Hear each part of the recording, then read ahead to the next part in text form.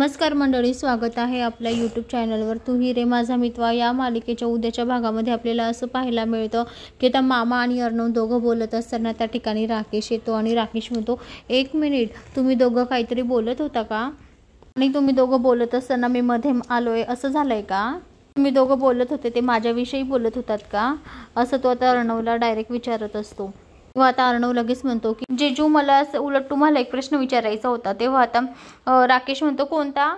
जेजू, मला एक गोष्ट सांगा की ज्या दिवशी तुम्ही मला बर्थडे विश केला ना, त्या दिवशी तुम्ही त्या व्हिडिओ पाठवला होता, त्या फोटोमधले जे आजी आजोबा होते ते खरंच वृद्धाश्रमातले होते की त्यांची एक चहाची टपरी आहे? हे खरं आहे का? असं विचारल्याबद्दल आता राकेशचा चेहरा पडतो. राकेशची आता बोलती बंद झालेली असते, त्याला काय बोलावं काही सुचत नसतं. तर तिकडे अर्णव त्याच्या चेहऱ्यावरचे हावभाव बघत असतो की राकेशच्या चेहऱ्यावर आता काय हावभाव आहे असं. आता त्याने सगळं वाचून घेतलेलं असतं. तर आता इकडे राकेशला खूप मोठा धक्का बसलेला असतो. तर राकेश या धक्क्यातून कसा बाहेर निघणार?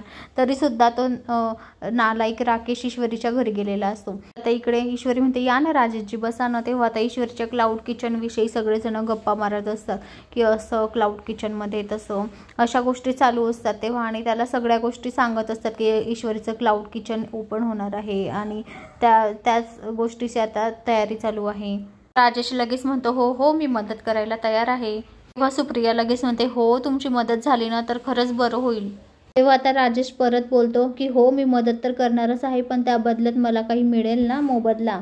आता हे ऐकून सगळ्यांच्या पायाखालची जमीन सरकते की नेमकं याला बोलायचं काय? सगळे एकमेकांकडे बघत असतात आणि राजेशकडे सुद्धा बघत असतं की याला पाहिजे काय आणि बोलायचं काय नेमकं. तेव्हा सुप्रिया लगेच म्हणते, म्हणजे मला काही समजलं नाही, तुम्ही काय म्हणताय ते?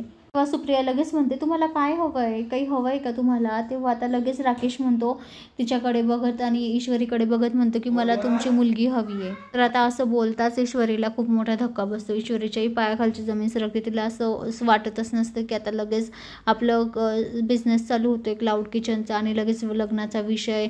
तर आता ईश्वरीची तपप झालेली असते, म्हणजे काय करावं काही सुचत नसतं तिला की लगेच लग्नाचा विषय काढलाय. आणि तर मंडळी आता येणाऱ्या पुढील भागात पाहायला मिळेल की आता राजेशचं सत्य तर सगळं समोर आलेलंच आहे, म्हणजे की अर्णव आणि त्या मामा देखत. तर आता इकडे ईश्वरी देखत सुद्धा येईल का? अंजली देखत सुद्धा येईल का? अर्णव सगळ्यांसमोर आणेल का? त्याचा पर्दाफाश करेल का? आपल्याला येणाऱ्या पुढील भागात पाहायला मिळेल. तर मंडळी, अशाच मालिकेच्या नवनवीन अपडेटसाठी चॅनलला लाईक आणि सबस्क्राईब करा, शेअर करायला विसरू नका. धन्यवाद. असेच नवनवीन अपडेट तुमच्यापर्यंत पोहोचले जातील.